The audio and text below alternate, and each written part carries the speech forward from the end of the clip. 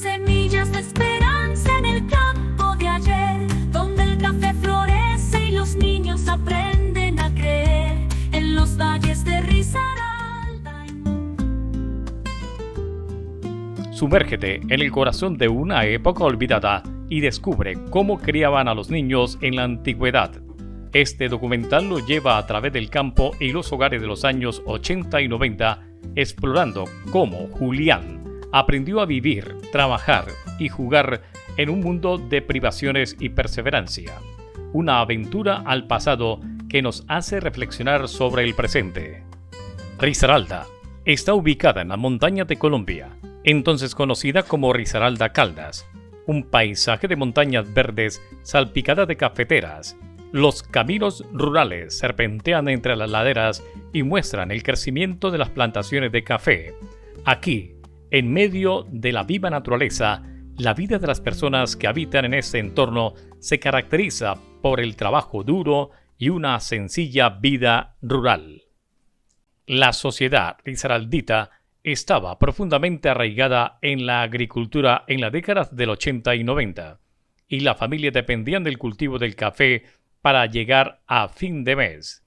La vida se caracteriza por el duro trabajo en la granja, desde una edad temprana, especialmente para los niños de hogares de bajos recursos. A pesar de las dificultades, la sociedad se ha unido en torno a valores y tradiciones familiares arraigados en la vida rural. En las décadas del 80 y 90, Risaralda experimentó un periodo de desarrollo económico impulsado principalmente por la industria del café. Sin embargo, esta riqueza no llega a todos los sectores de la sociedad por igual, ya que las familias de bajos ingresos enfrentan desafíos importantes como oportunidades educativas limitadas e inestabilidad habitacional. Este periodo en Colombia estuvo marcado por la evolución sociopolítica que perjudicó la vida cotidiana de los risaraldenses. Es Julián González Restrepo, me dedico a la agricultura y a muchos oficios varios. Mi nombre es María Consuelo Díez, tengo 60 años y fui docente durante 39 años, nombrada, y unos cuantos años anteriores a mi nombramiento en contrato. Ahora conozcamos la historia de Julián y María Consuelo, que nos trasladará a una infancia en un entorno rural de los años 80. Mientras María Consuelo nos compartirá su visión como educadora rural, sus historias brindan una ventana única a las realidades de la paternidad y la educación en tiempos difíciles. En los años 1980, pues yo era un niño de 8 años y me dedicaba más que todo a jugar y a hacer las tareas que nos ponía mi papá.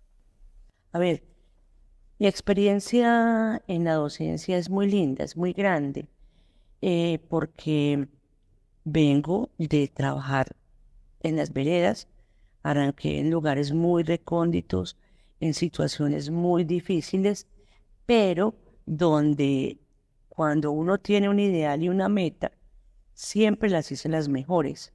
Viví en circunstancias muy precarias porque eran lugares donde no había un lugar de habitación, no habían comodidades, no había luz en algunas de ellas, no había agua, entonces me tocó acomodarme a las circunstancias. Siempre llevé en mi mente lo que había aprendido durante mis años de formación, sacar lo de mejor de mí para formar niños dispuestos a crear un mundo diferente. La juventud mía, pues la misma infancia, eso fue como en dos partes. Hasta una época, como hasta los 10 años, viví, pues, cierto, muy bien, porque lo tenía todo. De ahí de los 10 años a los 12 años, papá ya murió, ya cambió un poquito.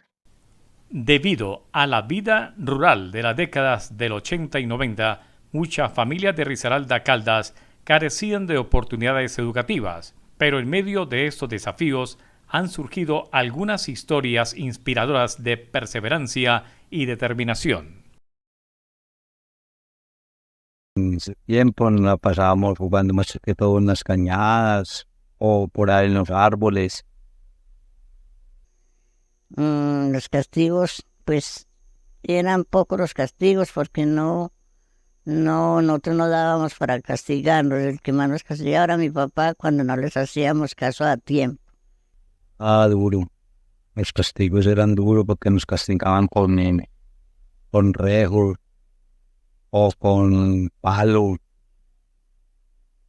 Y incluso así tampoco le cogimos cosas a mis papás ni nada, sino que antes nos sirvió de experiencia. Mientras Julián recuerda los juegos y las aventuras de su niñez, María Consuelo nos revela los desafíos que enfrentaron las familias rurales para sobrevivir y prosperar en un entorno difícil.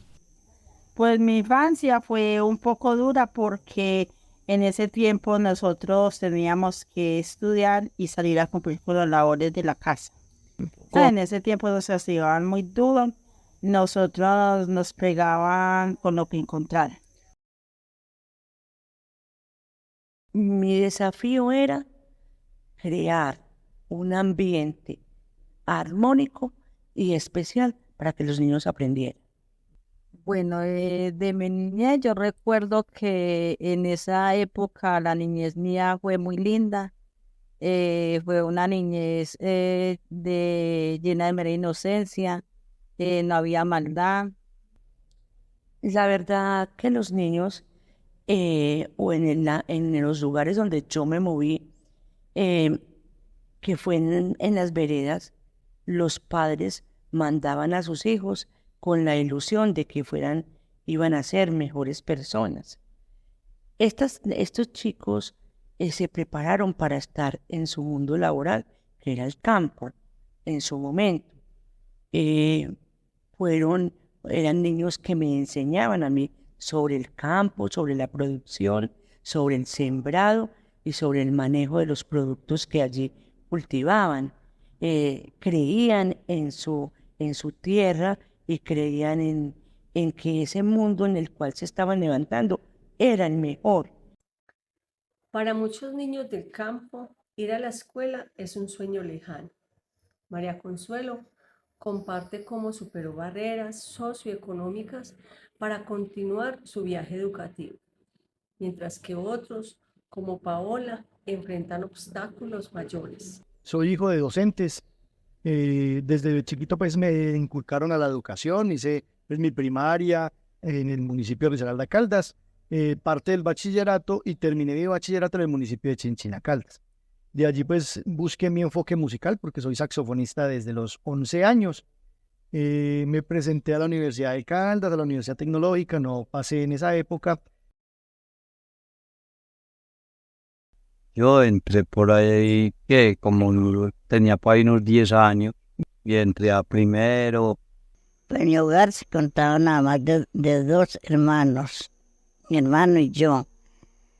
Pues éramos muy pobres, pero éramos felices. Nos educamos hasta donde mi papá pudo darnos estudio. Pues tuve la capacidad apenas de estudiar hasta el cuarto. La crianza y la educación de Julián y María Consuelo moldearon sus perspectivas y determinaron el curso de sus vidas.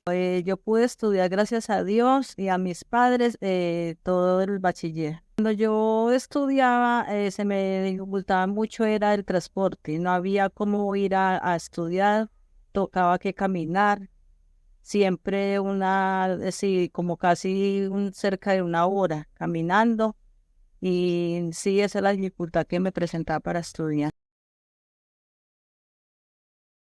A ver, la educación siempre tiene un protagonismo, tiene un gran protagonismo, y ese protagonismo arranca en romper los paradigmas de pobreza que se tienen pensando que lo que hay, con eso me tengo que quedar.